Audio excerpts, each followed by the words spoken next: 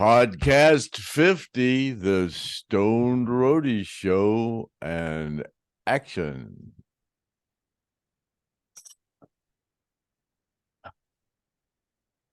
Chestnuts roasting on an open fire.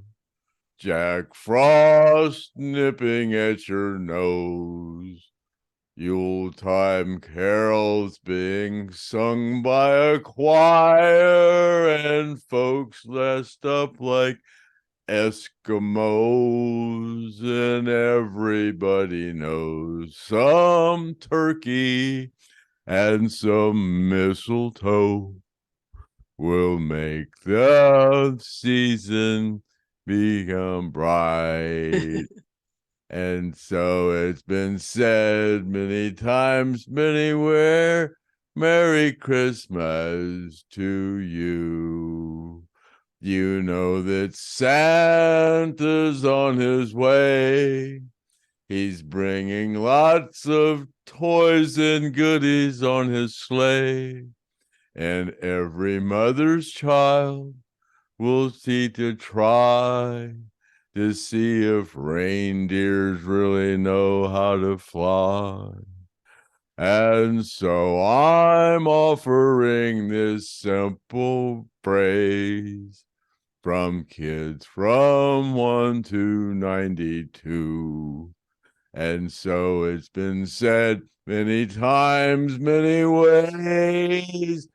Merry Christmas to you. Yay. Hello, people, and welcome to the Saturday night special Christmas Eve edition of the Stoned Roadie Show, the most famous roadie ever, Craig Reed, me, myself, and I, Craig Reed, and my co-host, Miss Kathy Godsey. So take it away, Miss Kathy Godsey. Thank you, Craig. We're so excited to be doing the first annual Stone Roadie Saturday night special Christmas Eve podcast.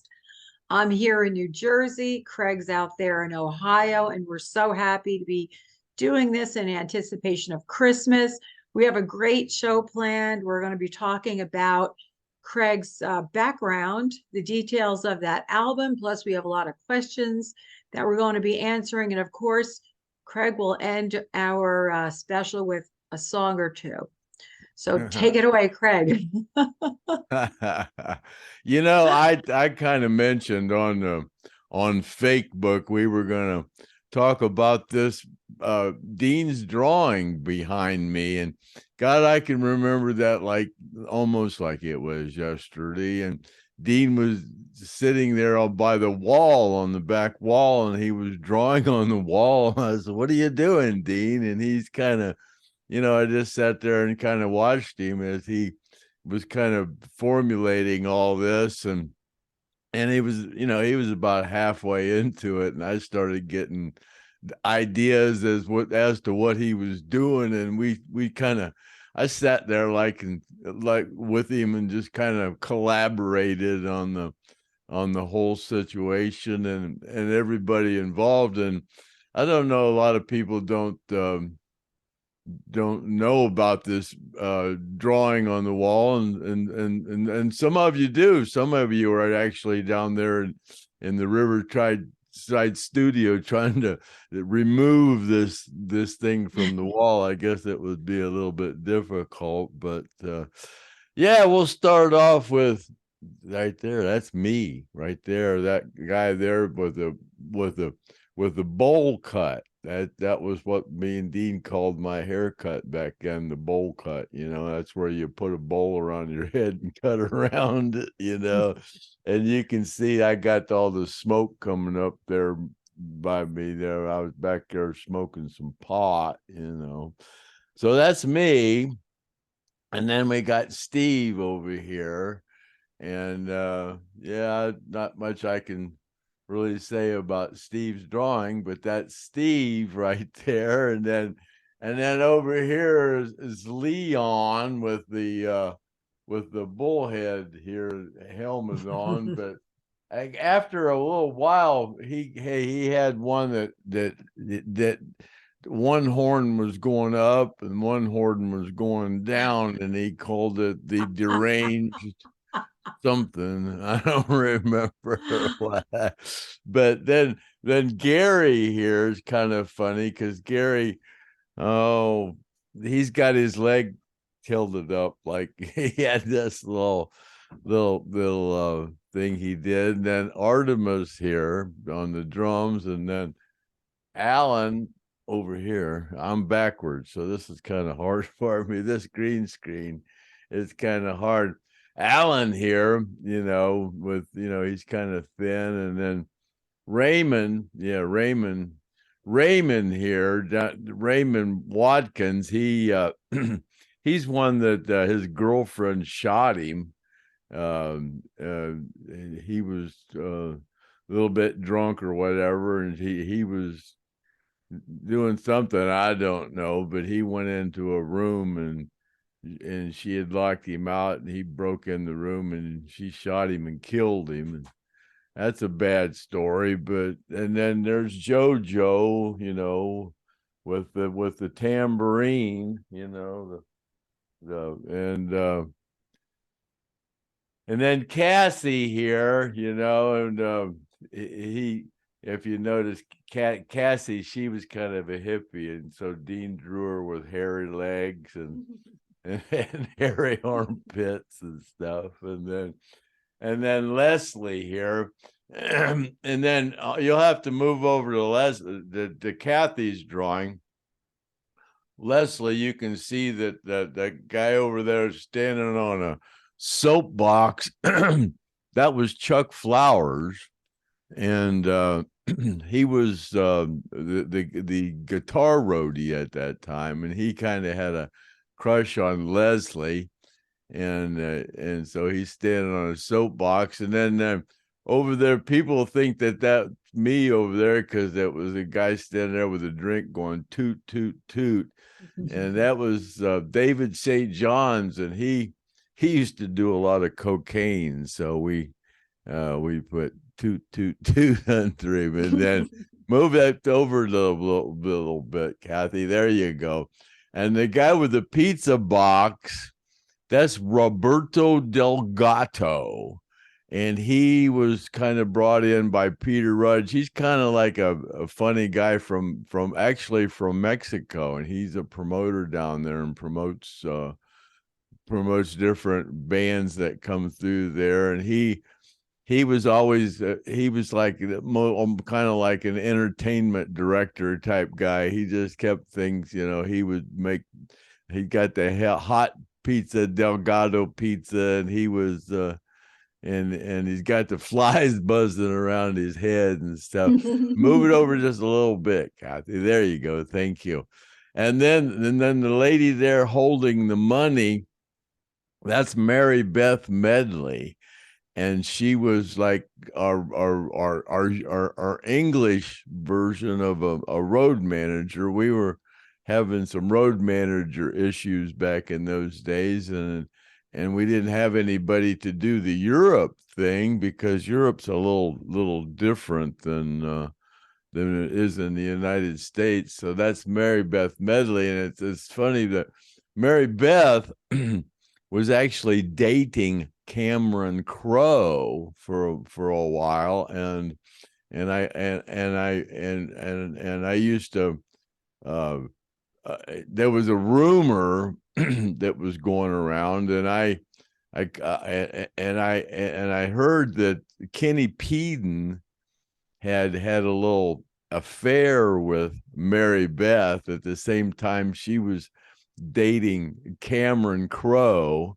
So I didn't want to talk about this until I asked Kenny if that rumor was true, and at first Kenny said, I messaged him and I asked him, and he goes, I don't know what you're talking about. I have no idea what you're talking about. And then he left a meme on there with this guy, with the face like, like a canary that just bird that just or a cat that just swallowed the canary, and then later on he wrote me back and he goes, well, to tell you the truth, Artemis started that rumor, because he caught me sneaking out of her room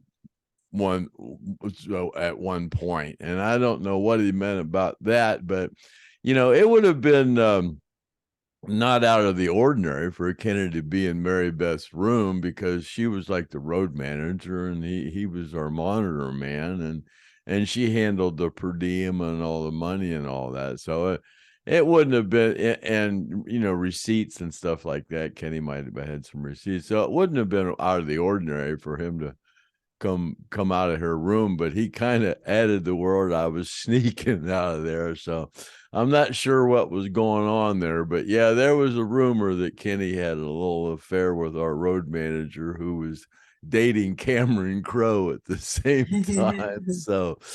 So yeah, that's about I think I covered just about all the little unique things, maybe, or whatever. That drawing, a lot of people might not even know that Dean drew that. Dean was an artist, and Dean actually, before he got with the band, he was like from New Hampshire, and his dad actually was one of the main people from the TV show Hullabaloo. And came from a kind of an affluent family, and Dean at one time went over to Europe and did some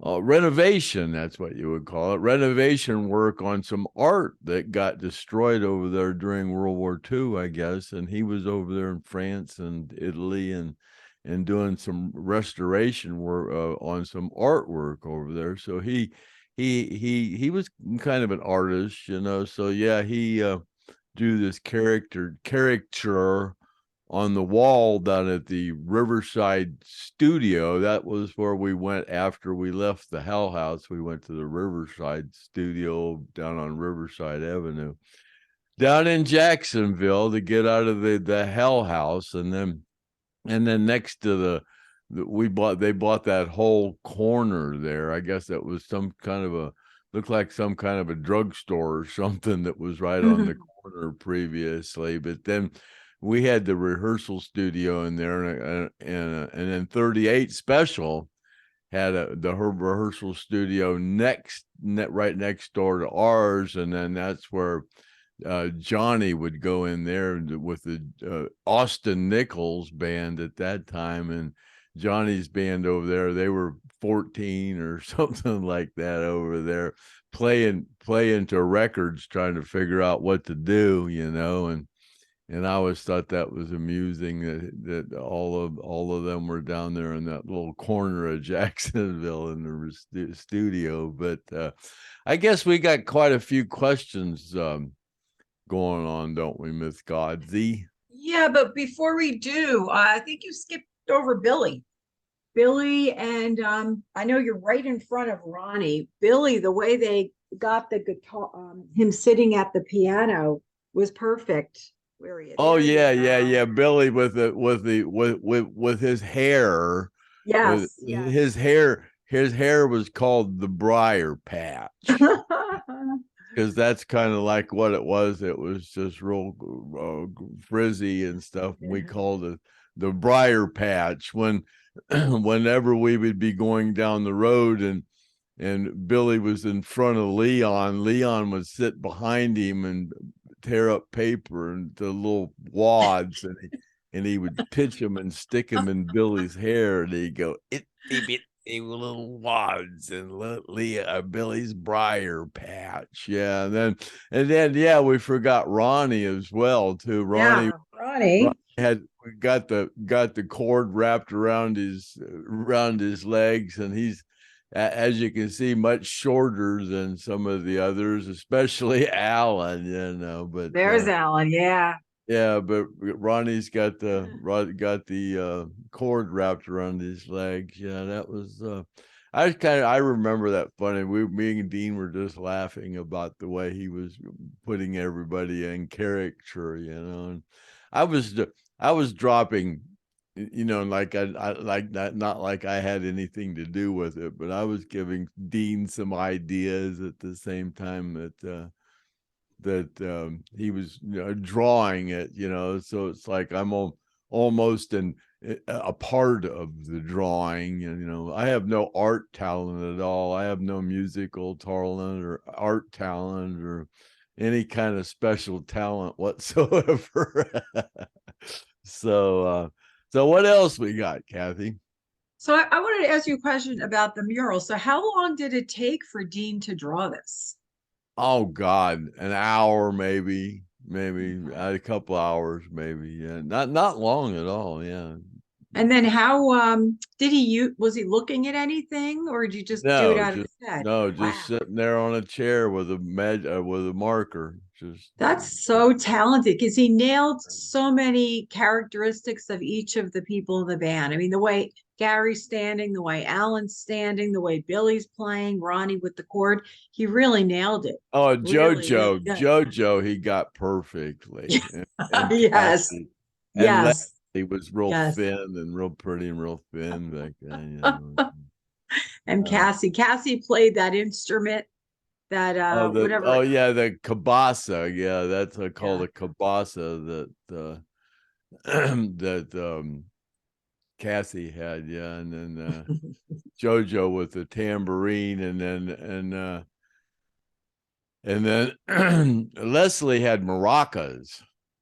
Yeah, Oh, okay. yeah. We had maracas and a kabasa and a tambourine.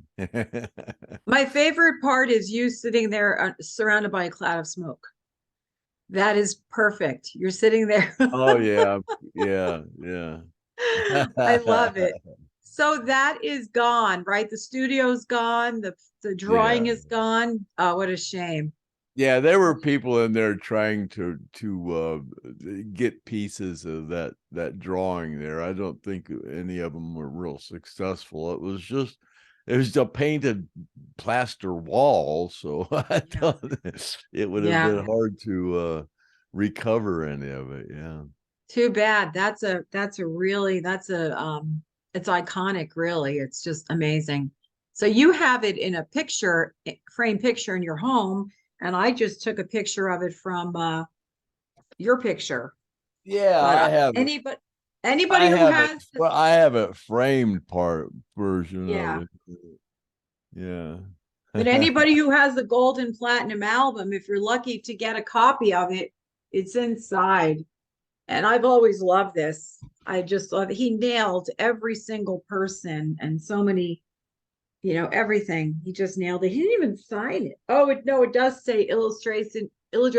I'm sorry, illustration by Dean Kilpatrick, but he Yeah. didn't sign it. But it's nice that he's credited on here for having drawn that picture. So we're so happy to be doing this show. The last show that we did was out in I was at the on the Reed property and I was a little under the weather. As it turned out, I went home and realized I had the flu.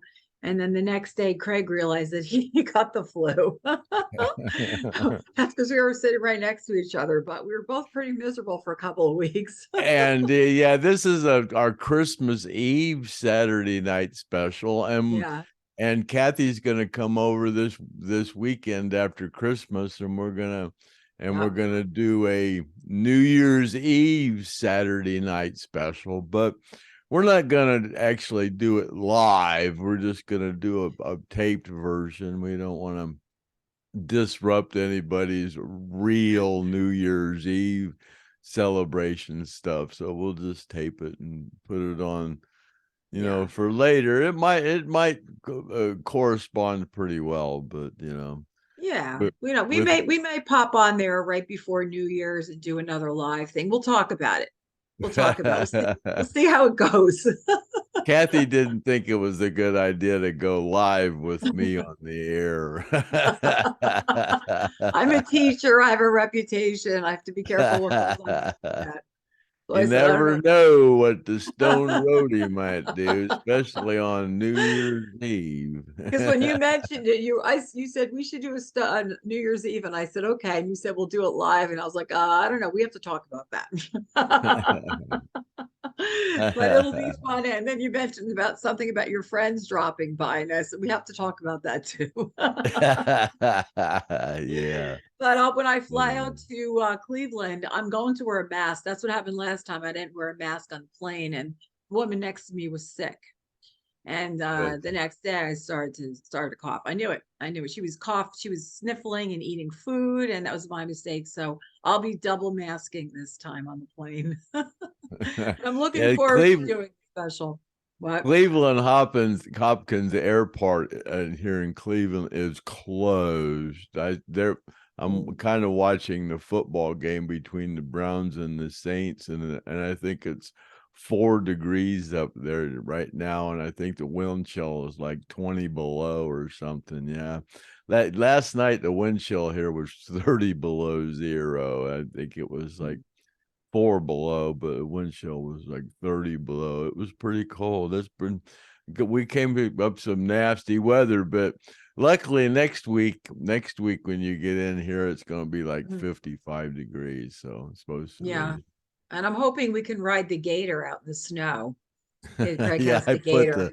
I went and put the snow plow on it, but we didn't get much snow. We only got about 4 inches of snow, so I don't need to plow anything with that, but I got my generators all fired up and ready to go and my snow plow on, and I was all set. But yeah, it just got real cold.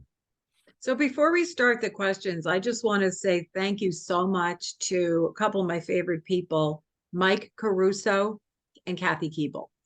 The last time we did a show with Mike Caruso, he was wearing this Alan Collins band baseball tee. And then I said, I want one of those shirts. How come I don't have any of those shirts? Well, Mike actually mailed me that actual shirt that he was wearing. He actually gave me the shirt off his back. Plus, he mailed me another Rossington Collins baseball tee. So I want to say thank you so much, Mike. I really appreciate that. It was a really unexpected Christmas present. And you should be getting something from me today. It's not something you're going to be wearing until wearing until the weather warms up. It was just a little Yeah, he's gesture. out there in Montana. It was 40 below the other day there. In about 6 months, you'll be able to wear. It's a little T-shirt. It's something you can only buy in New Jersey. So he should be probably have opened it by now. But thank you so much, Mike, and you're a great guy.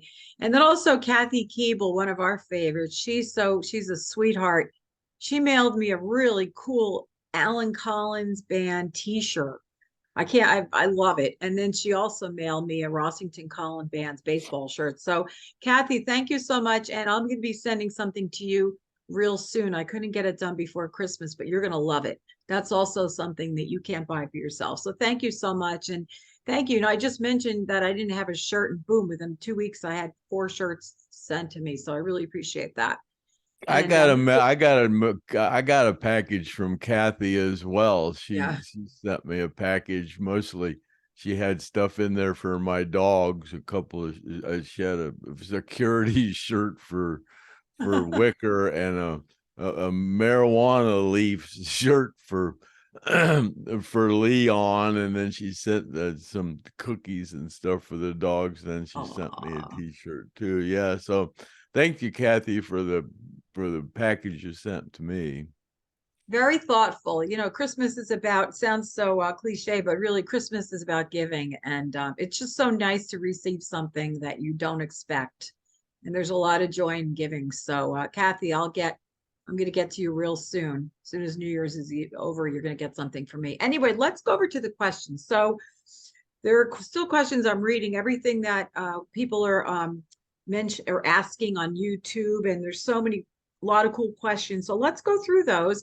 This time we did preview them. So Craig is not getting them cold. We talked about those earlier. Because I don't like to surprise you with anything. Because I know it's been a long time.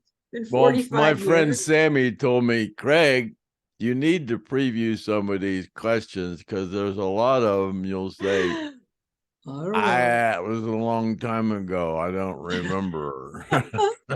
Oh, one more thing. I got to give a shout out to my friend Doug Thornton. Doug, I know you're going to be watching this show. Doug Thornton is from Cranford. He's a good friend, and he's the one who loves the podcast. He's actually been doing crafting an imitation of Craig Reed. He sent me a little thing where he imitates your voice in the opening of the Stone Roadie.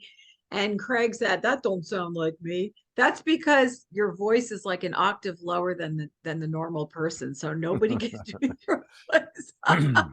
But he has the Craigisms and he's working on it. So when he's ready, I think he may want to come in the show and do a Craigism. So thanks to Doug. Well, the second time I listened to it, I could see where he was he was doing Yeah. okay. Yeah. Doug is a magician also. He hangs out with David Copperfield. He's a pretty talented guy. So thanks so much to Doug. All right, here are the Yeah, questions. when I was doing the stagehand union stuff, I actually did some David Copperfield shows down in Akron at the theater, and I had to sign a paper that I wouldn't divulge anything that I seen there. Yeah. Yeah, David's Yeah. pretty cool guy. I talked to him for a little bit. Yeah, he really is. He's amazing. I've looked at his shows and I can't figure it out. And I have to remember it's just an illusion. There's not magic, it's just an illusion, but he's very good. Yeah, but Doug did a really nice interview with him, and that's on YouTube. It's really cool. Okay, let's get to the questions. Here we go.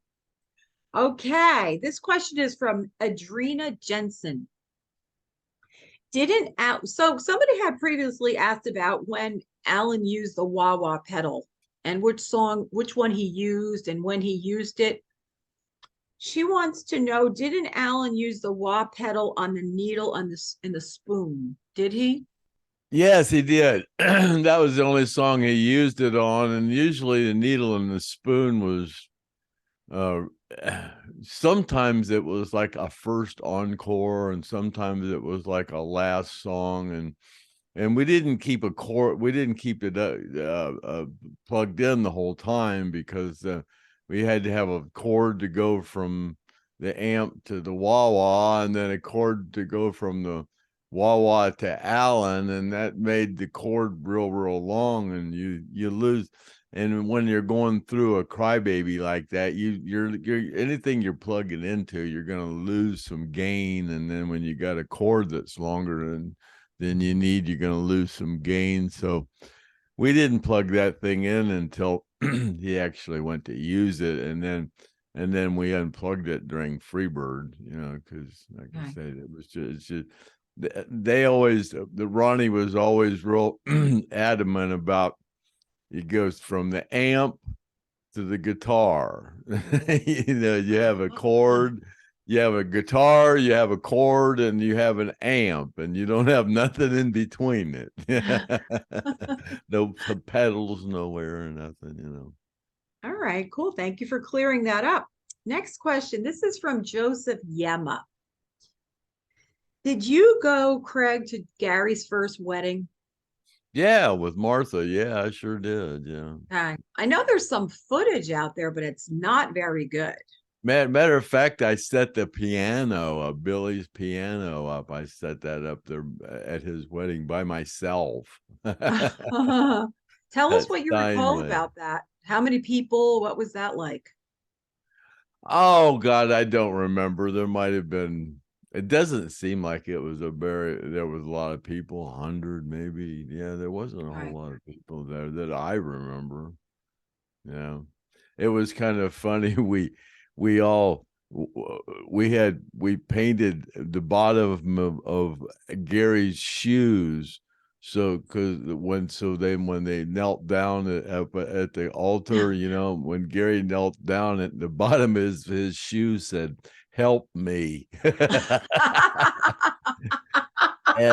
Yeah.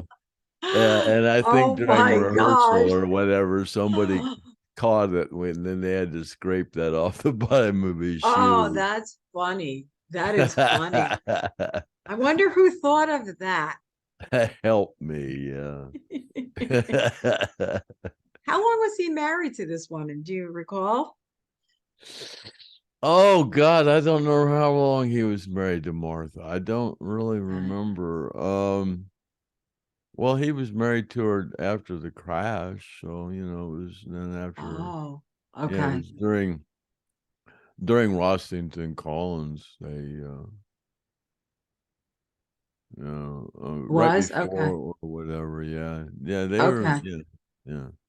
Okay. All right. Do you remember Ronnie had a friend by the name of Augie? Joseph is also asking. Augie?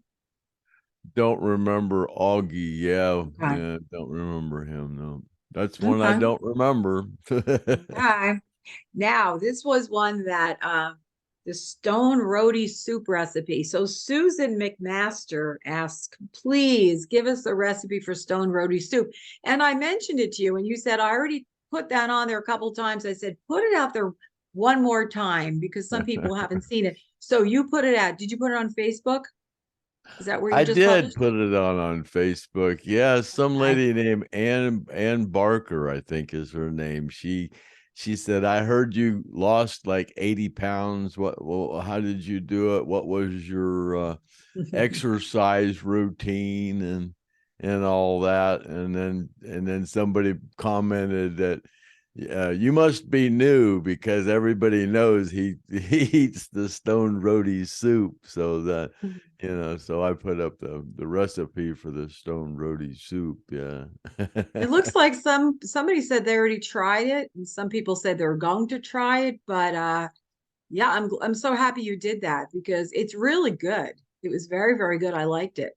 I liked it. But what were you saying? So you're kind of getting over it though, because you've been making it for such a long time, right? Oh God, I didn't really start eating that soup until actually I lost all that weight, like I explained before. I just Mhm. I just quit eating. I fasted and sat in hot tubs and just sweat and got my heart rate up and just sweat and didn't eat. I seriously fasted for and it came off pretty quick, but I had a little chicken crow and my, you lose 80 pounds and my face was all, saggy and didn't look very good for a couple of months, but then luckily my skin's still pretty still pretty elastic, so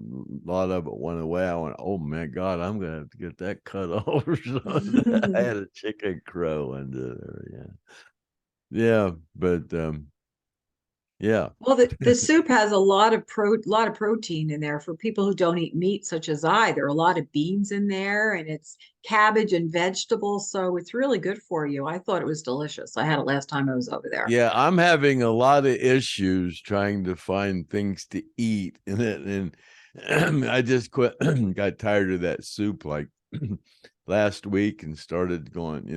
I go to Chipotle, and stuff. That place isn't too bad, and I just don't go to any place else. But it was funny. There was an advertisement that here in Akron is the last freestanding Arthur Treachers in the whole country.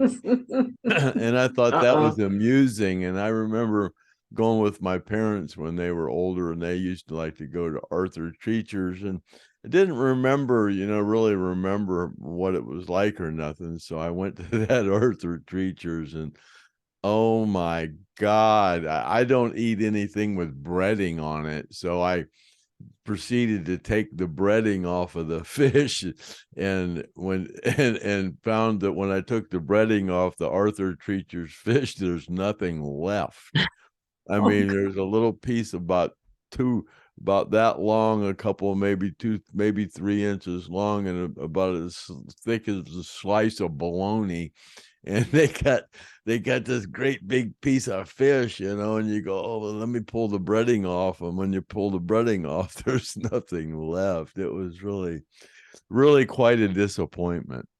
aw. Well, So I they're went they're on their way out. That was, Yeah, so I found my a walk, but I couldn't find the electric attachment to go to it, and so I went and bought a wok that you put on your stovetop, and I've been trying to make different kind of seafood things that I enjoy at the Japanese restaurant when I go to those, and been trying to make stir fry and different kind of fish. I actually made some cod the other day that was pretty good. And I made scallops and shrimp and lobster and everything in my wok, and yeah, yeah, delicious. getting Sounds better good.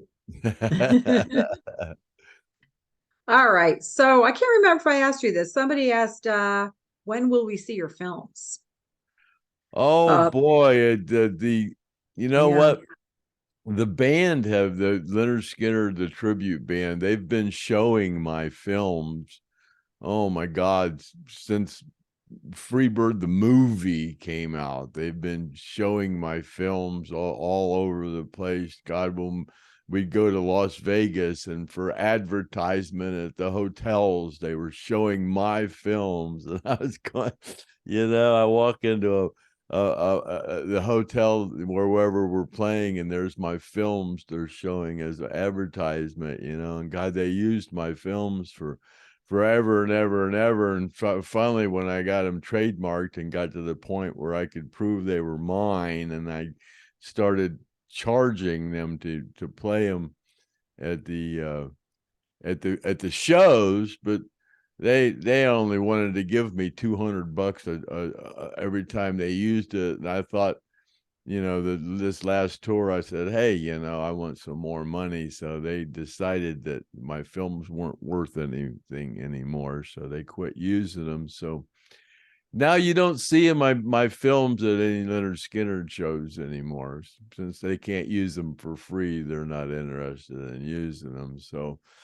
So now I'm exploring going down and taking my films down to a local place here in Akron, ARS. They transfer film into, and I was going to do it onto DVD, and he suggested that I put it in a format where I can just have it streamed, and then do like a pay-per-view version Hmm. of it, where you charge $4.95 for a weekend or whatever, and I have Yeah. my films, and then I have to go down there and kind of narrate what's going on, and talk through the whole thing. So yeah, I'm kind of working on that. A lot of people are interested in seeing my films. There's a lot of stuff.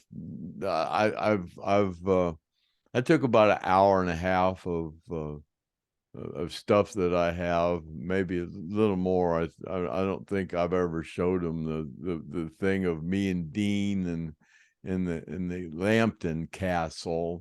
That was Oh, pretty cool. yeah.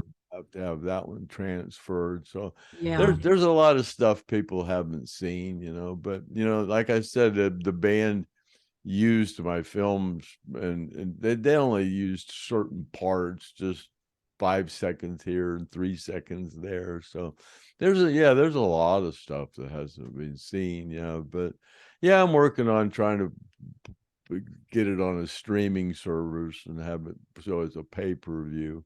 Maybe 2023 that'll happen. Hmm. I Yeah. did 2022 turned out to be pretty interesting. We just started doing, I did this time last year. I had no idea I would ever be doing a podcast. I mean, something, I was on Facebook, and a lot of people were going, write a book, write a book, write a book. I have no interest in writing a book. Lately, I've been thinking about it, though. There's still things that are happening to me that, and then I look back, and, things that I don't see that are that, uh, uh, prevalent to any kind of rock and roll history.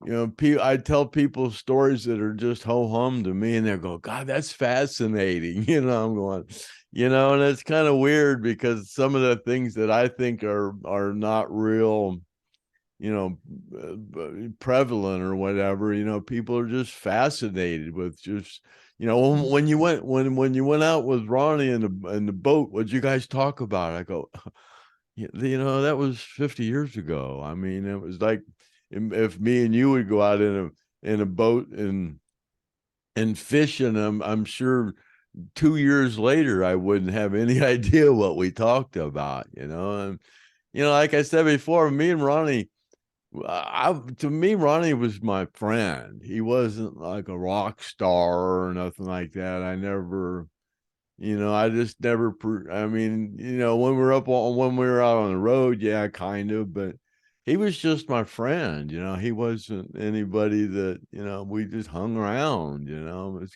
kind of weird, you know, but yeah, the way I look at things and the way other people look at things are kind of totally different, you know, as far as all that goes. Well, a lot of people are starstruck. I mean, I'm starstruck. I am if I meet somebody famous or somebody who I'm really, I just love as such, as just like when I met Alan Collins, I was completely starstruck.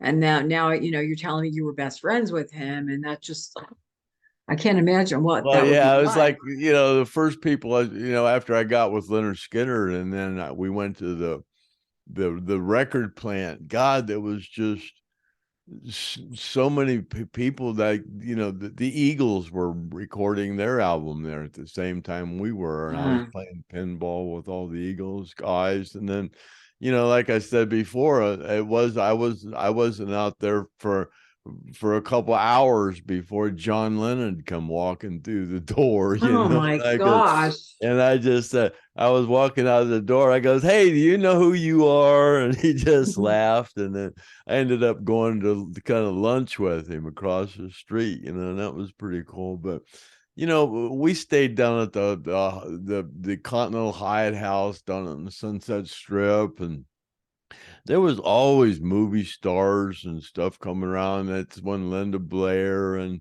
all, you know, just the woman from Caddyshack, and just all kind of just the guy from Police Woman, and just all kind of people started hanging around, you know. And it's just, you know, we met Jack Nicholson, and then we met Paul McCartney and Linda, and just, you know, all the Stones, you know, Elton John. And it's just like, you know, Wow. Oh my uh, gosh. That's great. That's just you know, amazing. Frank Yeah. Zappa and Todd Run. I mean, just it was the list goes on and on and Oh on, my man. God. There's so many people that I met, you know, that it's just, you know, it's just kind of It's crazy. And yeah.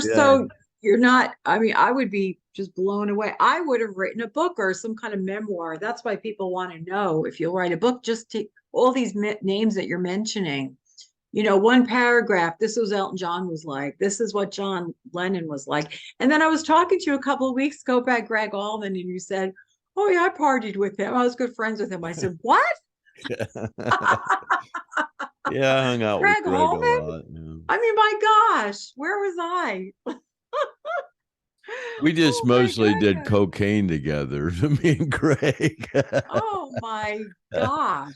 Yeah. That's it. See, people want to hear that. They want to read about it. They want to know what was that person really like. It's just amazing. All the just the memories you have and the stories. Greg It's had a pretty good drug addiction when we hung around together. really, And yeah, he was pretty jeez, bad. Yeah. unbelievable. But so talented. These people who are so talented and so creative. It's just amazing how they can. I mean, what they can produce and what the talent that comes out of them is just amazing. Absolutely amazing. But yeah, that was I forget what that question was that led us into that discussion. But uh well, oh, okay. So the next question is from Kyle Domini.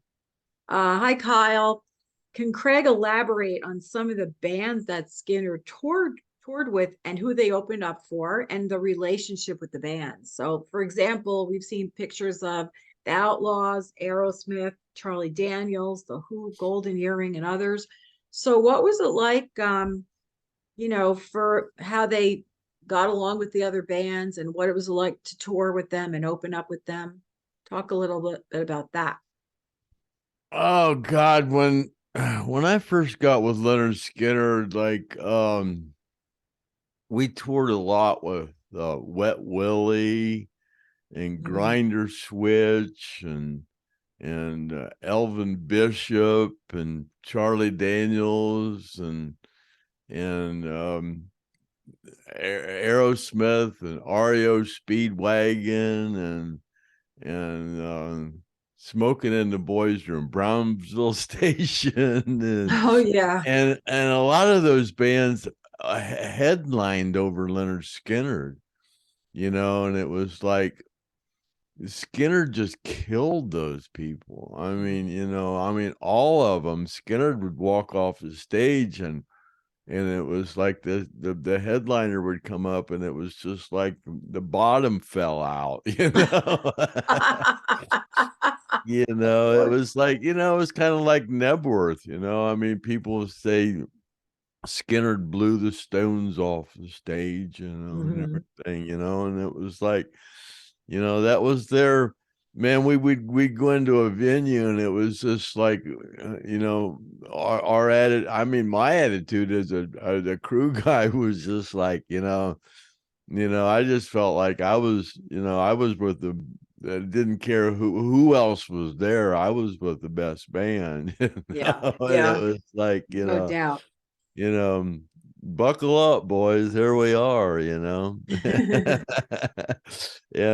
yeah, it was and it was funny. I talked about it before because other bands that would headline over Lynyrd Skynyrd, they knew that they better get out there and have players show their best game because the band in front of them was just was going to go in there like Muhammad Ali, man. It's like Ronnie would say, man, go out there and hit him with the left, hit him with the right, kick him in the nuts and drop him and leave the stage leaving them wanting more. And that's just kind of like, it was like that. It was pretty phenomenal.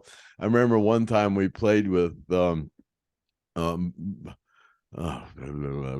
Black Sabbath, and we had opened up for Black Sabbath, and man, that Black Sabbath crowd didn't want anything to do with Lynyrd Skynyrd. They just Of wanted Black course. Sabbath, and some guy in the front was just heckling them the whole time, and Leon used to carry a blank pistol in his vest pocket. And after Skinner got done, Leon went up to that guy and pulled that blank pistol out of his thing and went, bam, bam, bam, bam, bam. I thought that guy was going to have a heart attack. That was hilarious. Well, Black Sabbath and Skinner, how did that ever happen? That was That was a weird one. Yeah, yeah. they didn't want any part of Lynyrd Skynyrd. And they put on a good show, but those people, they didn't want any part of Lynyrd Skynyrd. Yeah, that was not a good Well, not all of them, but the people in the yeah. front row really were there to see Black Sabbath. Of course. I see these Yeah, rednecks come out. That was not a yeah. good was a setup for a failure, even though Leonard Skinner would never fail.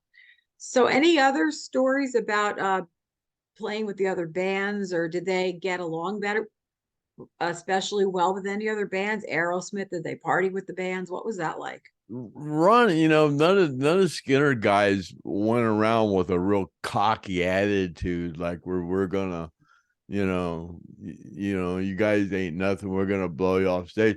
No, they showed everybody respect. Ronnie always told us crew guys, said don't ever treat another band inferior or badly. He said Mhm.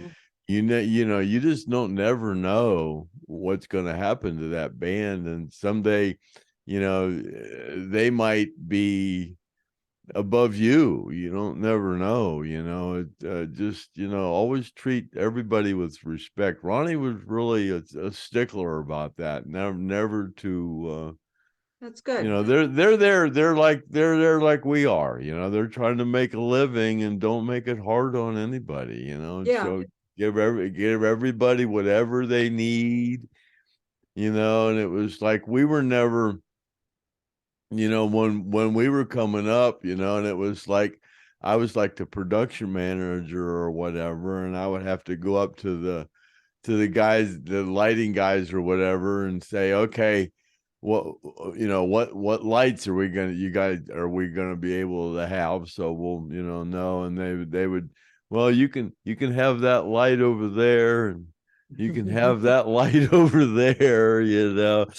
And then when I remember when I was production manager for Skynyrd, guys would, the opening band would come up to me and say, you know, what are you going to give us for lights? And I said, whatever's up there you can have, man. I said, you know, we're not out here, you know, except for some specials. You know, they had some specials when guitar player would take a solo. There were a few specials that shung down. We didn't give them to anybody, but they weren't focused for anybody else really. Anyways, I said, whatever's hanging up there you can use. We're not afraid of you. You know, we're not here to put on a light show. We're here to play music, you know. We're Yeah. you know, back then it was never about lights and stuff, because all you had was colors. All you had was some par cans with red and blue and green and magenta or whatever else in them. Now there's now everything's so much theatrical, you know. People want to Right. be, you know, people want to be have a visual experience as well as a musical experience. It wasn't like that before, you know. Just so, you know, I would tell people, I'd tell Ronnie sometimes I would go and and the guy would be really a butthole and saying, you know, you can't have this light, and you can't have these lights, and you can't have these lights. And I would just tell the guy, you know, dude, as far as I'm concerned, you can shut off the damn lights. We got flashlights as long as we can see. That's right. They don't need the lights. That's And right. then and Ronnie would go, well, that's kind of funny, but they are going to give us a little light. So yeah. I just wanted to give him a point. We didn't come here to worry about a Yeah. light show. We come here to kick people's ass. We don't give a shit about a light show. Yeah. They don't need theatrics. Some That was bands their today. attitude. But yeah, Ronnie always said, Yeah. well, they are going to give us some lights, though, ain't they? Not many, but yeah. Crazy. Some bands today with the smoke and the fire and the fireworks. I mean, come on. Oh, Skinner it's didn't need any of that crazy. stuff. Yeah, it's crazy. It's a big, you know, lasers and yeah, it's just nuts.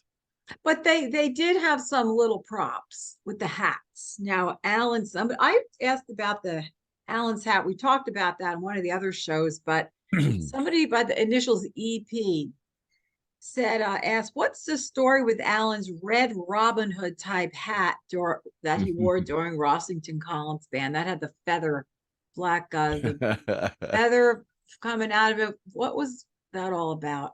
I don't know. I never really, you know, I never questioned whatever Alan wanted to do, whatever kind of he wasn't really an image person, you know. He just went out there with the attitude, I'm the baddest guitar player in this building. I don't need any crutches or anything. But I guess I don't know. He wore that that white coat, you know, that silky white long coat, and he'd have that that hat on with the red feather. And I always thought that, oh, let me take a drink.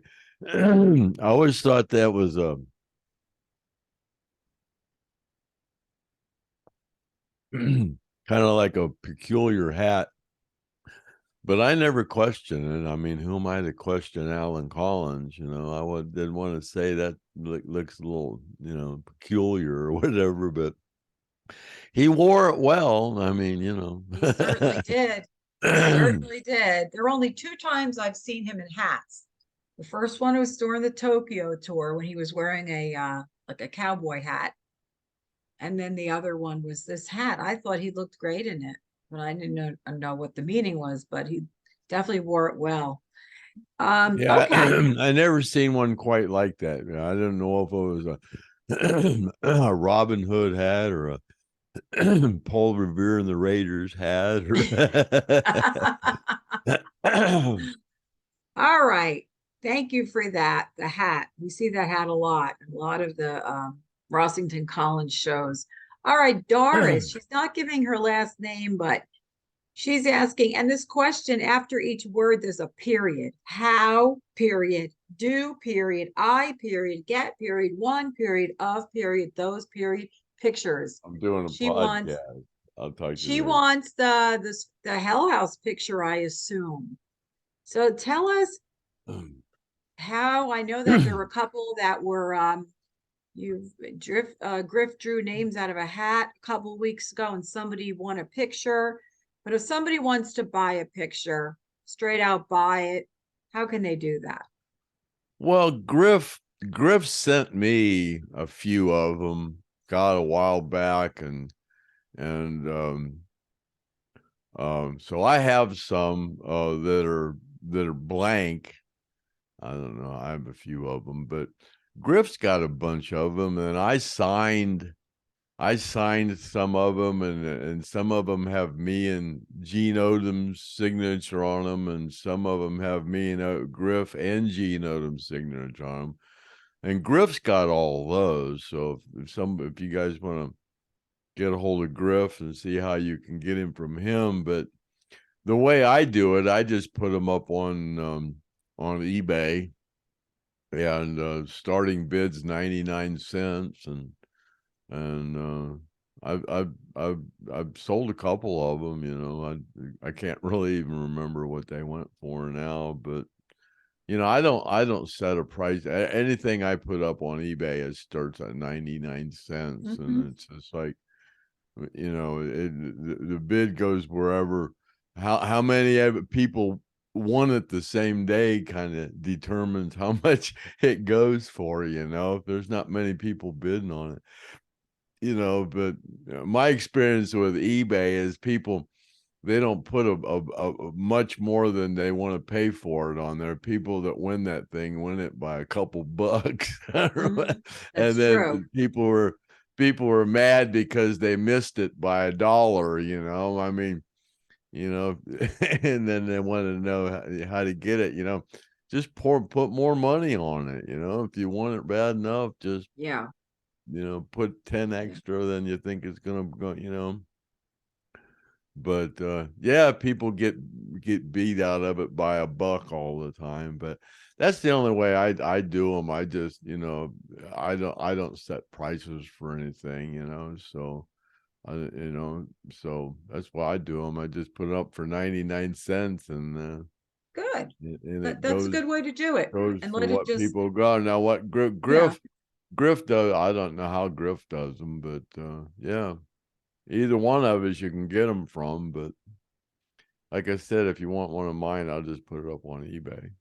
Okay. I noticed you have a couple of things right now on there. I was watching the prices. It looks like Sunday night when they're close to closing is when the bidding gets a Yeah, little almost. I fierce. close. I run 2 or 3 things every Sunday night, and the last thing closes at 10 o'clock Eastern Standard Time. And I run them 10 minutes apart. I only run a couple things every week. Mhm. That's good. So if somebody is looking for something, look on eBay Stuff and maybe stuff find what that's they're looking easy to for. ship. I hate shipping stuff. I didn't sell anything for God probably 6 months. I got sick of shipping stuff. So now I if I ship it out, normally the things I sell ship out in a manila envelope. All right, cool. All right, so Doris, if you want one, contact Griff or check eBay. All right. Next question is, oh, cousin Figel. Hi, cousin Figel. Oh, just like I said, he's like a family member. He's so cool. He's gonna send you a rock. Because you mentioned last time that you collect rocks. Because when I was there with you last time, we were going around collecting rocks. So Well, I everybody don't know knows if you it's like rocks. him, but somebody called me and said they're sending me a stone from the Roman Colosseum. Oh That my they heard gosh. that I collect rocks, and they're sending me a stone from the Roman Colosseum. Yeah. You're gonna start getting rocks and stones in the Oh mail. man, I love rocks. Yeah, yeah. Well, I Well, you're told you gonna I'm you're bringing gonna one you're from gonna New you're gonna Jersey. bring me a rock, a green rock from New Jersey here next weekend. It's a little round, like a flat one, and I found it in Montclair. I said, "This is a perfect little rock. I'm gonna write on the back Oh, of it in Sharpie, New Jersey." there's been a lot of construction going on where I live, and a lot of farms are being torn down and putting housing developments up. And if it's kind of close to where I Kathy was here, we took a ride in my Gator and went over to where there's a new housing development being built, and I was driving around in my and my Gator and picking up rocks. Wait. Who's driving the Gator? Oh, you were driving the Gator, yeah. Yeah, I was doing the driving And the what was Gator. funny was I'm out there, and she goes, "Oh, there's one." And I goes, "Oh no, that one, I can't lift that one. That one's too heavy." So I'm out there, and I'm going, "Well, that's just about as heavy as I'm gonna attempt to pull one out." And she goes, "Well, I'm gonna go help you." And I goes, "No, you just had a bad shoulder last week. You don't need to be out picking up rocks." And I turn around, and she's got a bigger rock than carrying a bigger rock than I could carry. I felt like, oh my God, there she is carrying rocks bigger than I can carry. We were like scavengers. We had the whole back of your Gator filled up with rocks. Well, rocks are 20 cents a pound here. Not And here. They're all over the place. yeah, Kathy says she lives somewhere where there's just rocks everywhere. Well, there's Yeah, a lot of rocks around here too, but yeah, they're 20 cents a pound. It's it's crazy. insane. But anyway, so cousin Figel is sending you a rock from his neck of the woods. It's gonna be sent to the Reed Fort. So I have a feeling you're gonna be getting some rocks. Oh, Anybody sends him cool. a rock, just put on there where it's from. Take a Sharpie and put it so he can add it to his amazing rock statue collection. Whenever I would take a tour somewhere, if it was somewhere where the bus could drop me off, where the close to home, I had a cooler thing that I'd carry around with me, and we'd go places, and I'd see a rock I liked, I'd throw it in that cooler thing, and I'd put it underneath the bus, and one time we had to change buses, and the bus driver had to move that bag. He goes, "What do you got in there, rocks?" Oh yeah.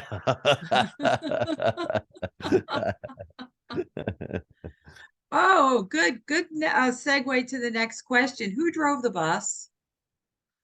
Oh, well, somebody asked that. Yeah, you asked that question before. What was the first bus we had? Yeah, The yeah, first bus we had was, like, I think, one of the first, because back then there wasn't. Now there's like probably 100 companies that rent buses out.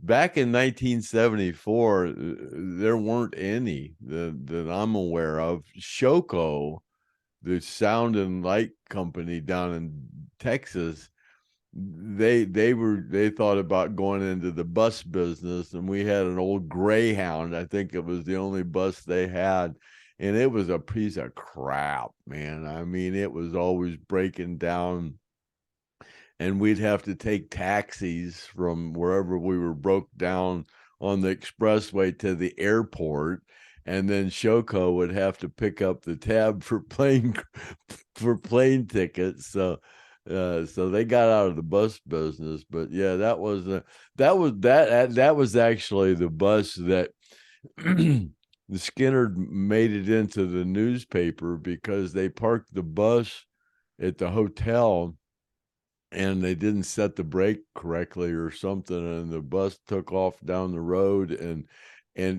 crashed into a bank. Oh my God, I don't recall reading And about that one. yeah, the headline in the paper was "Rock Band Rocks Bank" or "Bucks in the Bank" or "Rocks Bank" Oh or my something. Yeah, God. but at before that, but right after we got out of the Econo line van that held 10 of us, pulling a U-Haul trailer, we got a we got them when they got a truck, and that the Big Blue, which was the truck they had when they were just like a bar band that kind of Lacey put back together and stuff, and this old Ford truck. But then they had they got a Winnebago, and the band would travel in a Winnebago. And I actually drove that quite a few times. Me and Kevin would drive the band around. But yeah, that was the first bus, would have been a Winnebago. And I'm doing a podcast. I'll call you back. Who was that? That was Larry. Oh, Larry. I love Larry. Hi, Larry. The first one was Sammy, and the next one was Larry. Ah, Yeah. Larry's cool. Larry's But cool. Well, they're all cool. I met all your friends last time. Yeah, Larry was so complimentary. I think he's my favorite.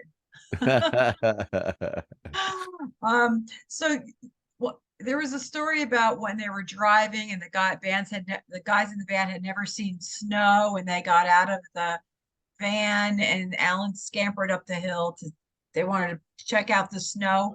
Was that the Winnebago they were driving, or was that one of No, the that was it. That was in a bus. That one that in the bus? no, no, Okay. no. Actually, that was in the van. That Oh, was in the 10 passenger call line van before we ever got a bus wow. thing.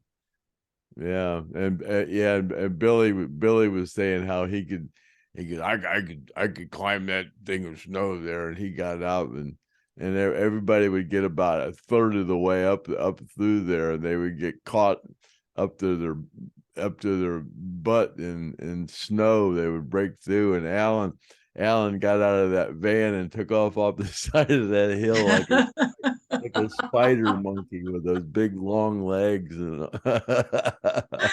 Oh my God. all the You way just to you just did Billy's voice, and you do it so well. And the last show, Mike Estes, he did you singing. Oh my God, he nailed it.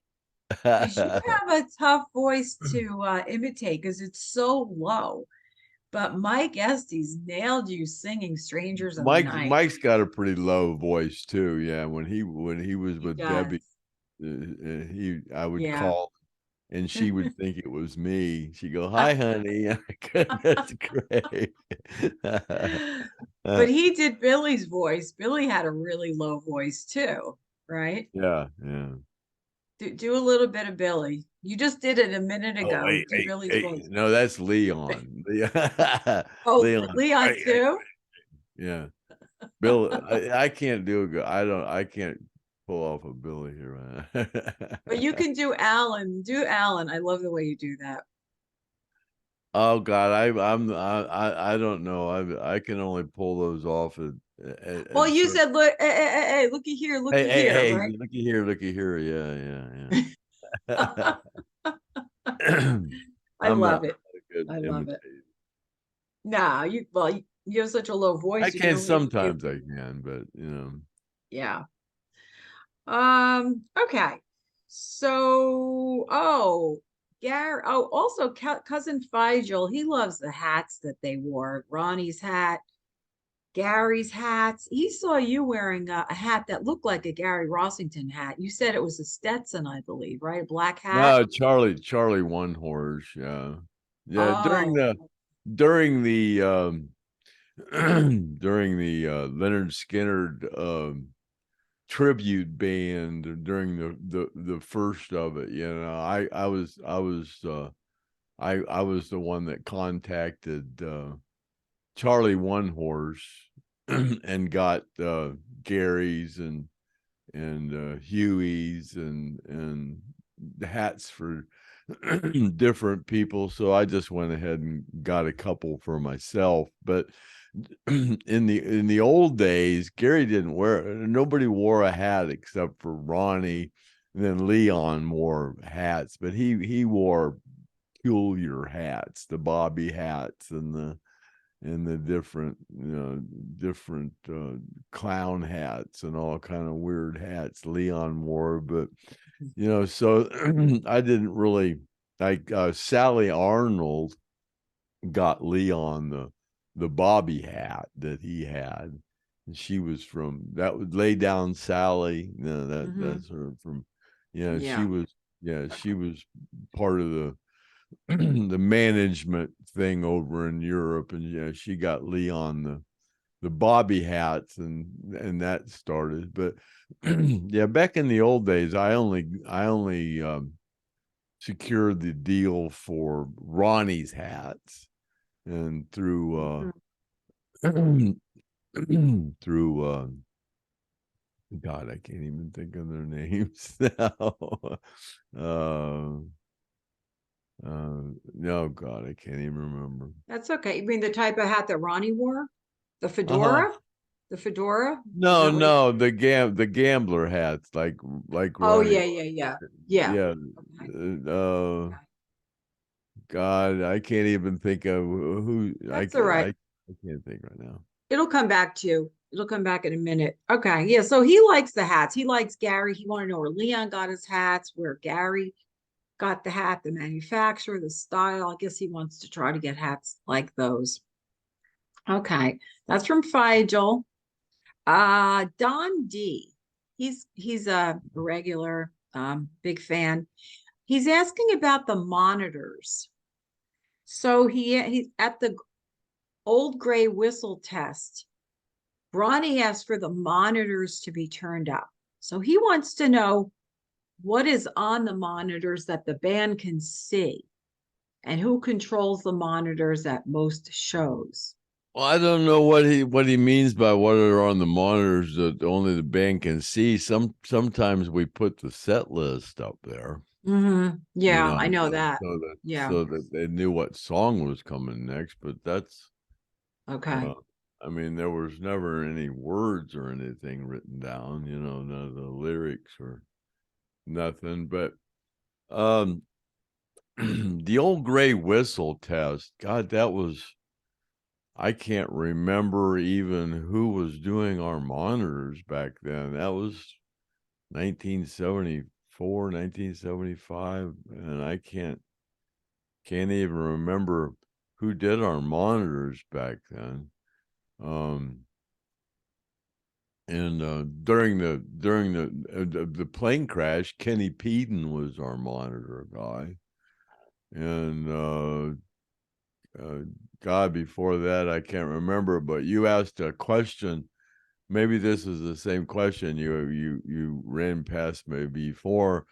I remember, I think his name was John Badenhop or something like that, and he was our monitor guy.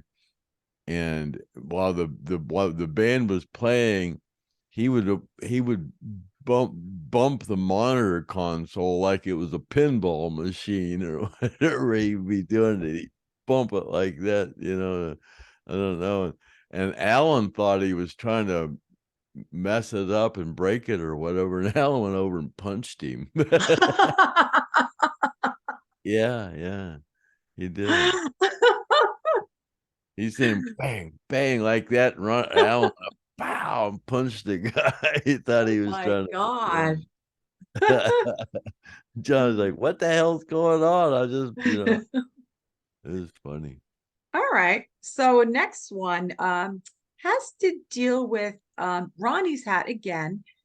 Somebody initials ML, no name. He seemed to notice a little insignia that was on Ronnie's hat. And he believes it was an Army Specialist 4 rank. And he wanted to know What was the significance of that? Why did he wear that on his hat?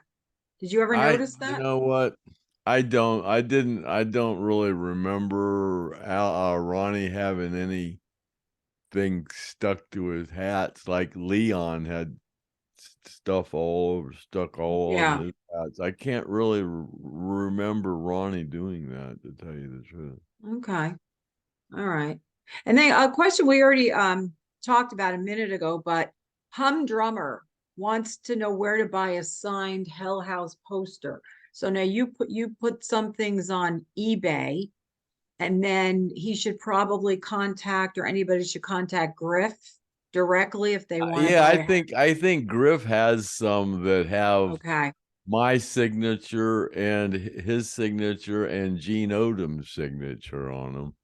Okay, The cool. ones I have that are just plain, and you know, if it was me, I would. They're so neat. I wouldn't want any. I wouldn't want anything written on 'em. Like Oh yeah. a lot of people, a lot of people just want it unsigned, and some people want it signed. I don't know. Right. If you get one on me, all I can do is sign it. Usually when I sign them, I just said the Stone Roadie Craig Reed, and I just do it over in the corner somewhere. And that poster is a 12-inch by 12-inch 12 by poster. So 12. Yeah. yeah. Griff Yeah. made them like that so that they're the same size as an album cover.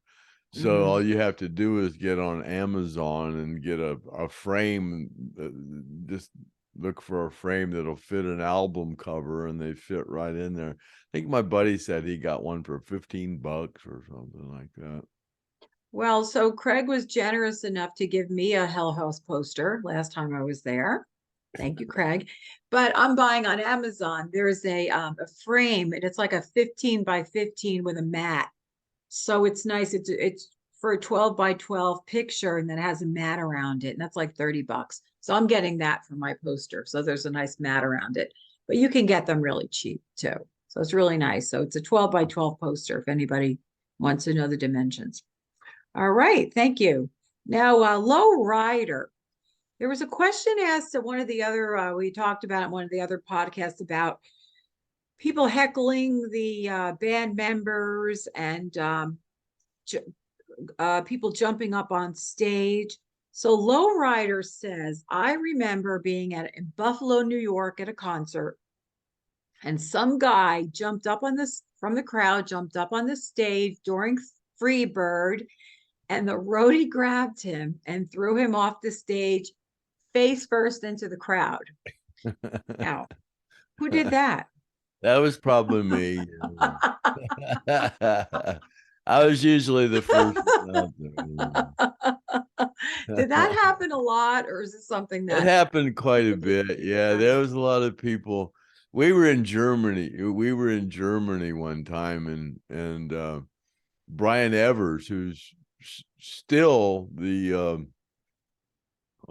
stage manager for Lynyrd Skynyrd, and Brian's not real tall. Brian's about Johnny's height and smaller, and some big old German guy jumped up on stage. This guy must have been 350 pounds, man, and about 6'6" or 6'7". And Brian went over and grabbed the guy. It was escorting him off stage, and it was like, I didn't forget that. But yeah, then I went over and took him. Brian said, "Here, take this guy, get him off." And he was real jovial. He was just, hey, yeah. He was a big dude, man. But yeah, normally I was out there. I told this story one time about the guy that kept jumping up on stage, and I would run out there to get him, and just as I'd get out there, he would Yeah. jump back in the crowd, and he did that through. I said, man, I'm gonna get that guy. And the next time he jumped up, he was stark ass naked. Naked as a jaybird, man. And I went out there to Oh get my him, and God. Ronnie just turned around and went, shh. everybody just leave him alone, you know. And there stands the guy buck naked, you know. Ronnie went up and took his hat and put it on the guy and put his arm on the guy standing there naked. It was hilarious. Can you imagine if that were these days? You know how that picture would go viral and that video would go viral? Big, big mistake. Now, let me ask you a question. So, talk about men jumping up on stage. What did you do when a pretty girl jumps up on stage? Grab Jumped up. her. Yeah. Yeah. What Except if she she didn't go wasn't? off the front. She went out, she went backstage. That's what I figured. Yeah. Yeah. That's what I figured. What happens He when the would ladies jump stay. on stage? Come with me. What's your name, little girl? Yeah, we'll take care of you back here. It was a lot easier to jump up on stage in the 70s. Today, you're nowhere near the stage. There are so many security people and so much, there are fences there. You don't go anywhere near the stage or the band. All right. Question about, oh, the last question and probably the best question, Christmas story. So Tom George asked, so can you tell us a good Christmas story, something that happened with the band, and also what the bands did on Tommy Christmas? George. Oh my God, Tommy George. Yeah.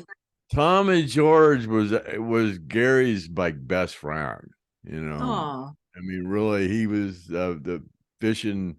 He would stop over to the studio down on A1A, and Tommy was always fishing, and he was always with Gary, and they were always fishing and stuff. And Tommy stop by and cook fish and stuff. Yeah, but oh. yeah, Gary relied on Tommy for a lot of things that Tommy would do.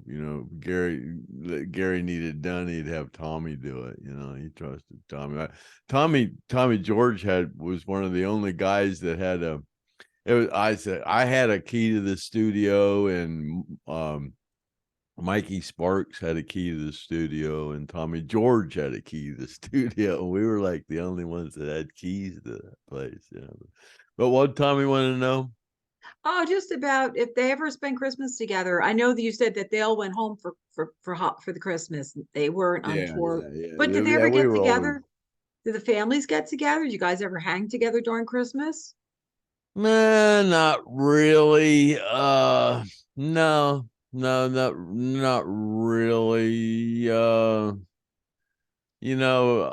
was married, and my wife Sue and Chad would hang out a lot with Amy, or Kathy and Amy, and Judy and Melody, and that was about it, really. It was, um, you know. Speaking of Kathy and Alan, the Christmas card, you posted on Facebook a Christmas card that the Collins family sent you. Very interesting Christmas card. And I actually looked up the author or the illustrator to see, do you have that handy or no? We show it on another podcast. Oh God, I was looking for that thing. I had it on hanging on the wall for a long time, but I took a picture of it a long time ago. But Yeah, that's on I'm Facebook. That's dreaming pretty I'm cool. dreaming of a white White Christmas. Yeah. Christmas. Yeah. Not the And same kind of white obviously Christmas. obviously Kathy addressed them. Yeah, yeah, it was cute. It was signed Kathy Allen, Amy, and Allison. Yeah, Mhm. very nice. And then, Craig, I just wanted to ask you about the whole piss boy thing. You've been talking about calling yourself a piss boy. Somebody had insulted you or put something about you just being a peon or a piss boy or something for Lynyrd Skynyrd, and you were not happy about that. You're like, oh, Oh, and I now just you've been laughed talking at about that. calling yourself a piss boy, but I didn't know what you meant by that. I didn't know what's a piss I boy. Is thought it like yeah, no? Go ahead. I thought everybody knew about the history of the world, Mel Brooks, yeah, with No. the Roman the more affluent Romans hanging around in the Greek spas or whatever they had, you know, and there were the peons that worked there, you know, and when the royalty or the Roman royalty or whatever, they'd have to pee, they'd yell, "Piss boy, oh piss boy," and the piss boy would come over with a bucket. The more affluent Romans would, you know, he'd call for the piss boy, you know. But no, some woman, you know, I don't know. Every once in a while, I get somebody that'll think I got a big head or whatever because I worked for the band, and I've always said, you know, man, I'm just a No, you don't. roadie. You know, Yeah, I no, you mean, you don't. know, you people are the ones that tried to make me famous, and I just kind of rolled with it. You know, people will want me to write a book and stuff. I go, man, you know, I'm just a roadie. And they go, oh no, you're like a band member or whatever, whatever. I go. So that's when I just said, yeah, I'm the most famous roadie that ever existed on the face of the earth since the dawn of time. Whatever, you know, I'll roll with it, you know. And then what's her name? Brenda, that she runs Roadie magazine, you know. I was gonna go up to at the same time that was happening, I was going up to the Rock and Roll Hall of Fame, you know, and I was talking about, you know, I was gonna go up there and try to get the Rock and Roll Hall of Fame to recognize roadies in the Rock Hall, you know. So Brenda said, "Oh, you're the one that has the inn at the Rock and Roll Hall of Fame." And I goes, "Yeah, well, you know, I'd let them use my films up there when they did the induction of Lynyrd Skynyrd, and they."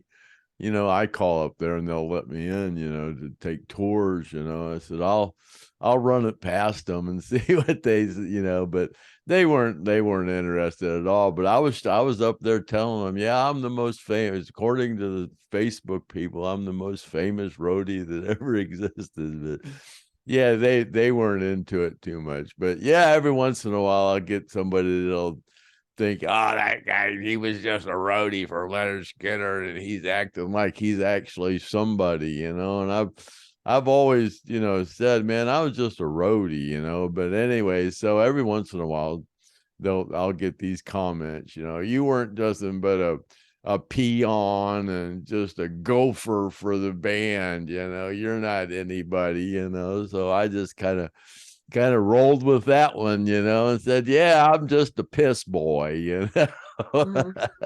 And people You would know. kill to have had that job as just a peon piss boy. You know, people would Oh have killed God, you know, it's that. amazing the people that, you know, have professional careers, you know, like a dentist, you know. I mean, but what does a dentist do during his career?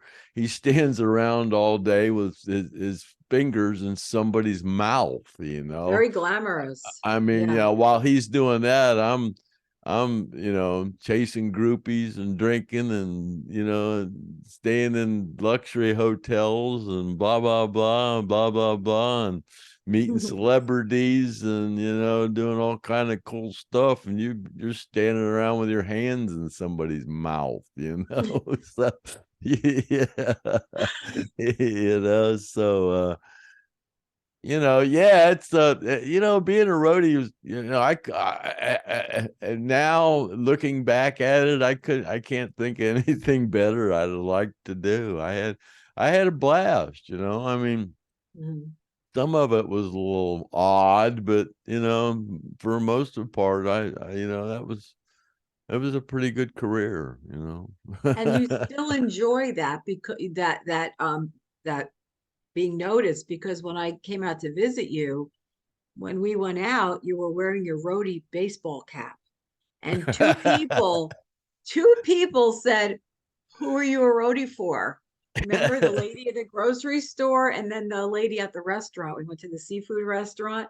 They were like, "Who are you?" And then they were both so interested. I said, "Yeah, we do this podcast, or check it out." And they were both so interested. But you wear your roadie hat, and you walk around. People ask you. So Yeah. pretty cool. Not too many people can wear that kind of hat. So you wear it well.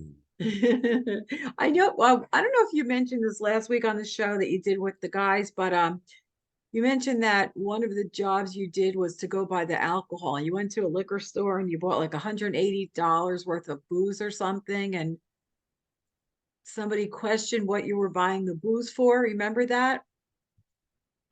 Yeah. Somebody said, "Well, you guys having a party?" I goes, "No, I'm going to work."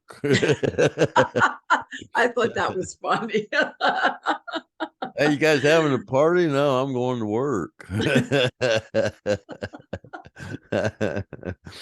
in the Oh, that's studio, so I'd have funny. to go buy the booze and everything for the That's hysterical. not Hysterical. booze. They didn't drink beer or booze in the studio. Maybe a bottle, but mostly it was just beer and Coke. Oh my God. So that was I thought that we covered a lot of questions and think a lot of regular people. You're still getting a lot of shout outs. Everybody loves the show. The one that you did last week with Mike Estes, Paul Abraham, and Griff, and then Griff did On the Road with Gene. People are going nuts over those. I just want to say also Merry Christmas to Paul Abraham. I just got his book in the mail. I emailed him and I said, "I want to buy your book," and he sent it to me. So I'm so happy to have that book. So as Christmas is tomorrow, and you probably want to have some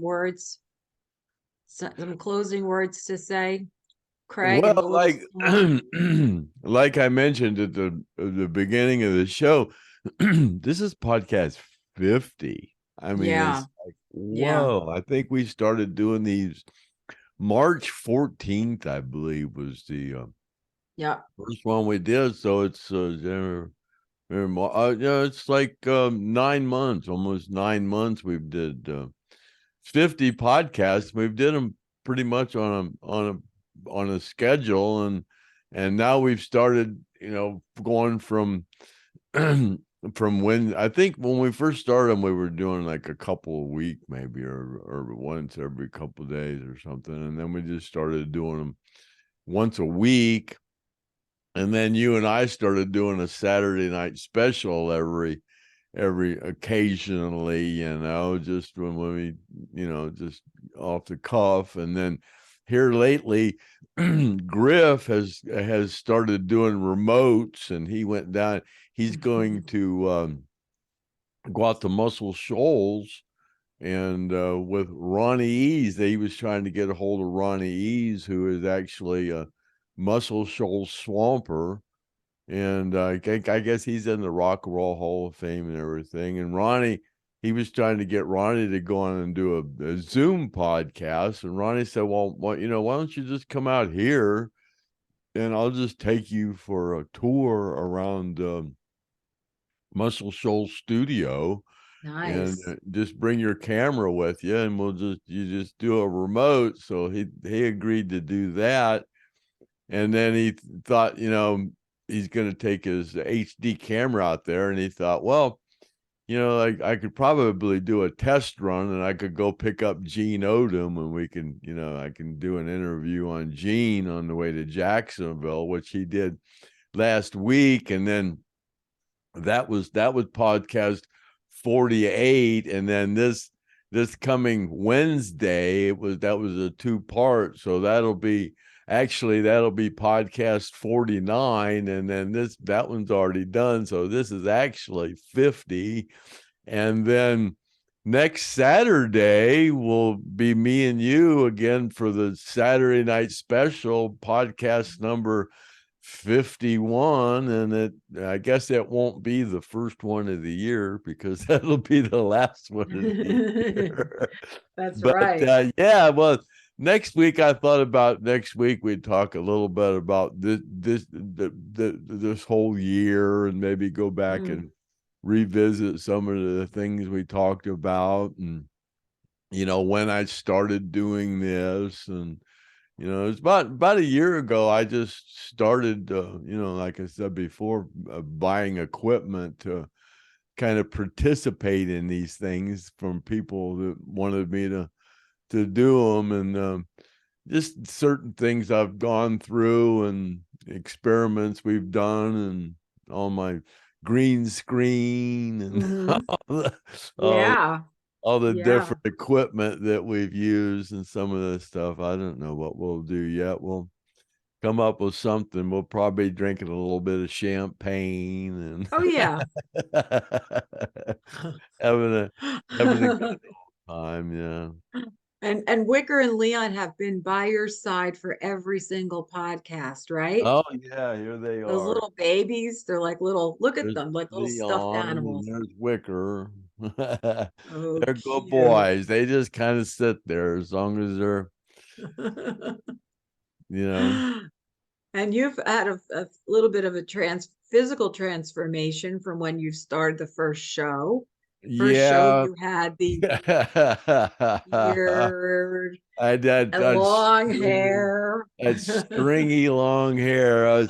It's hard to grow your hair for me anyways when you get to be almost, I'll be 72 February 2nd, Groundhog's Day Oh, yeah. 2023. I'll be 72 years old. Wow. That's Well, kind you of don't look it. amazing. Now you don't. Maybe you did when you first started the podcast with all the extra hair, but now you took off 10 years. Well, what was weird is when I had that longer hair, my hair was gray. But you can see I don't dye my hair at all, and it's not gray no more. I don't know what happened, but yeah, it's Is weird. I would bend over in front of the camera and I go, damn, your hair is gray, but I don't gray dye my hair at all or nothing. But God, could it be something in the water? it could be, yeah. My water's got a lot of iron in it, so it could be. Could be. I love that hat. I couldn't find my hat, but I have my Charlie Brown Christmas tree here. Well, I have a traditional one that's got the big white band around it, and I couldn't find it, but I found this one, and I Yeah. goes, oh well.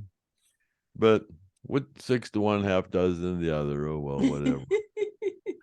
But I think I think we're pretty close. Well, I think we're doing about an hour and 25 minutes or something. Oh, So I didn't know we were trying to beat the I didn't know we were trying to beat the we're world the not trying to record. beat anything. It just kind of No, ends I'm up like it joking. ends up. Yeah. Yeah. That 3 hour one, that was something else. And then you and I did a 2 hour one, and then the last one me and Griff uh, did was 2 hours with Mike and Paul. So yeah. You know what? When you're having fun and you don't really plan, it just takes off and you just start talking and it's just a lot of fun. Nothing's planned. We don't rehearse anything. Today we went over some of the questions, but it's just whatever comes to mind. And that's what's so fun about it. And that's what everybody loves. They love the podcast. So this is going to be on tonight at some point. And Merry Christmas to everybody. And you are almost at like 800, I think, 800 subscribers. So if anybody watching, please hit the little button and subscribe.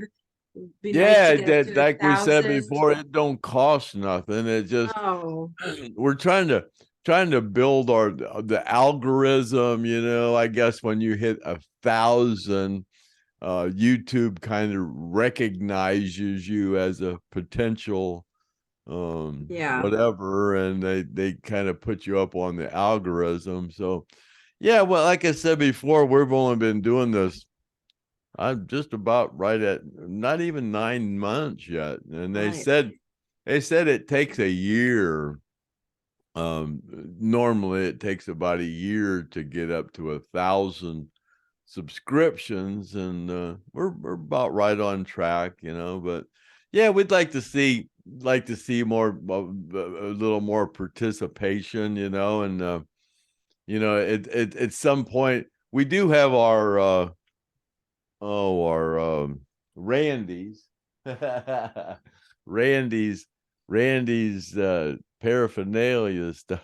Here we have Randy's like stuff going on here. Oh yeah, Randy's roll with Randy's. Randy's is dandy. Kathy doesn't like my I don't participate, I don't condone. So just putting it out there.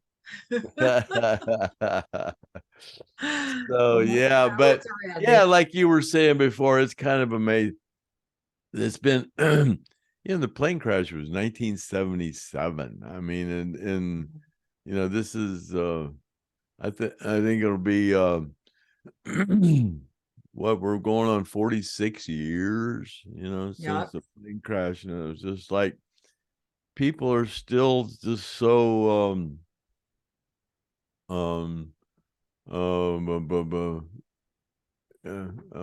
do you say? I Just know, intrigued, yeah, obsessed. I about the whole mean, yeah, the band.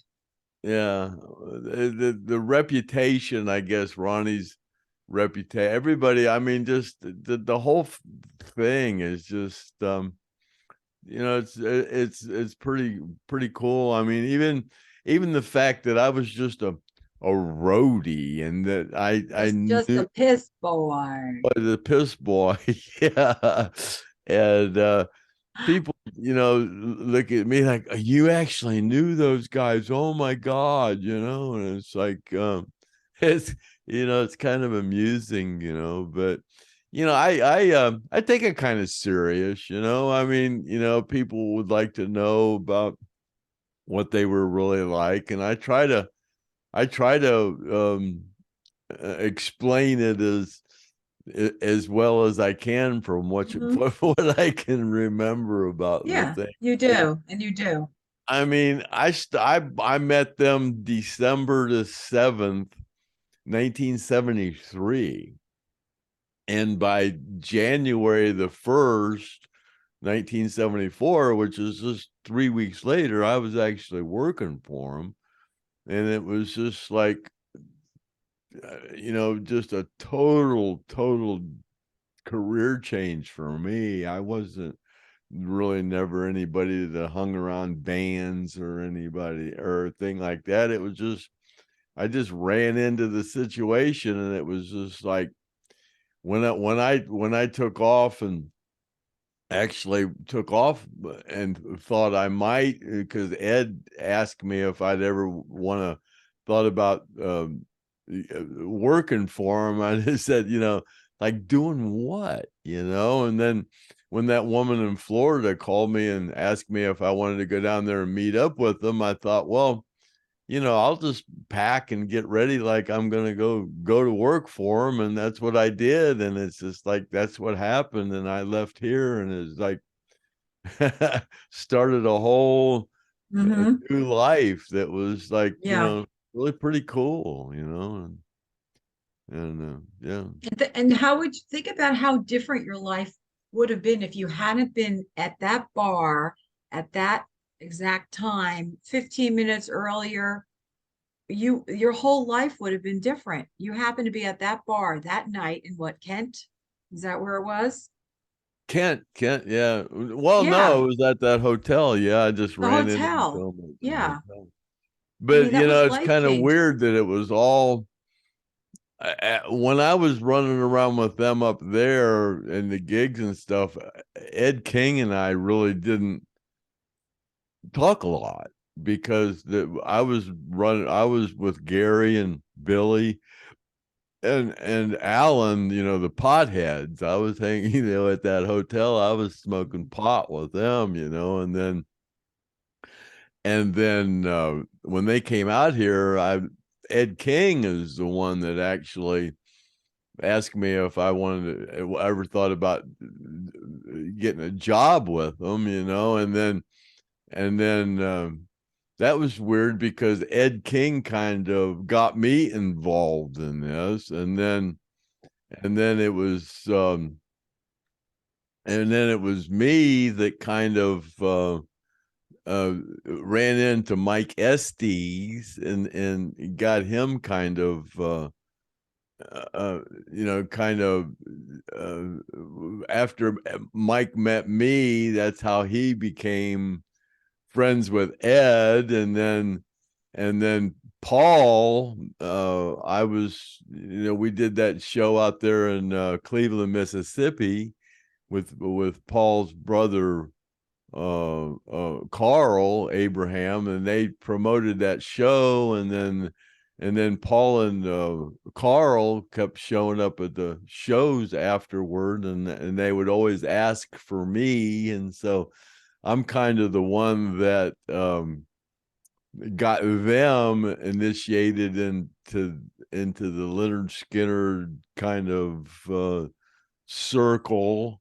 And then Paul, through that, Paul, Ed got Paul more involved in Billy Ray Cyrus, and then Paul, and then Mike Estes and Ed started their little projects on the side. So yeah, it was like weird that me and Ed and Mike and Paul have a little a circle of if it wouldn't have been for Ed, I'd have never got involved in this, and if it wasn't for me, Mike Estes, probably would have, hard to tell what he'd be doing these days, or Paul kind of changed his life too. So it's kind of weird, the people you meet kind of just can totally change your whole life around, just from meeting one person can just Right. just take your life from one place and put it somewhere else. It's kind of wild, the people you meet can change your whole Absolutely. thing. And prior to that, you were a mechanic. You were working for Oldsmobile, or what were you Yeah, I doing? was a certified Oldsmobile technician. Yeah. Yeah, no, not mechanic. It's not mechanic, it's a technician. That's right. Because you're Oh highly yeah, you're it's like you're from being a roadie to a technician. Yeah, well, that's what your license says. You're a certified Oldsmobile technician. well, that's different than just working on cars on the side. So you were certified and trained by Oldsmobile. So that's different. That's more Yeah. fancy. But yeah, you never know how your life would have lived in your hometown your whole life, but here you traveled the world and you lived in Florida. So, from that chance meeting with the band, your whole life changed. Oh So, yeah, back in those days, you would think about, oh man, I'd like to go to San Francisco someday, and I'd like to go to London someday, and I'd like to, see Paris. Oh my God, go to mhm. Hawaii. Oh boy, and all that stuff. God, I've been to all those places 100 times. Well, not really. That's an exaggeration. I've only been to Hawaii 6 times, but Oh my goodness. but yeah, I've been a lot of places. It's been an amusing life, that's for sure. Yeah, and the people that I was there with, it was a lot of fun. I mean, it was the whole thing was very unusual. you know. But you enjoyed every minute of it just from talking to you and getting to know you. You have a lot of great stories and a lot of laughs and fun things that happened that involved you. Oh yeah, yeah. It was pretty crazy, that's for sure. So, Yep. so I guess as we get ready to close this show, are you going to sing a little bit? I know you're going to do you're not doing Strangers in the Night, right? You're going to do Happy Trails. Happy Trails to you, right? In the winter, we could There build we a go. snowman. Later on, we'll perspire as you sit by the fire. Da, da, da, Walking da, in a da, da, winter da, da, da, da, da, da. wonderland. La la la In the la. winter, build a snowman. Brown. Isn't that man? Oh, well. We know half That the was it. words. We don't know, but you do know. Yeah, It went this la was la la la yeah. la. But you Jingle bells, do. Oh jingle yeah. bells, jingle all the way. I'm dreaming of That's a my favorite. white Christmas, just like the Ones I used to sunrise, know. where the treetops glisten and children listen to hear sleigh bells in the snow. Oh no. Oh well, whatever. We just lost half our audience. But anyways, that's I guess we'll just wrap this up and just say happy trails to you until we meet again this Saturday for another Saturday night special with the world's famous roadie Craig Reed and his co-host Kathy Godsey, and we'll call that one a wrap for podcast number 50 of the Stone Roadie Show. Merry Christmas, everyone. Be safe. Cut. All right. Let me see if I can find this little button down here. Merry Christmas. I think that's the one.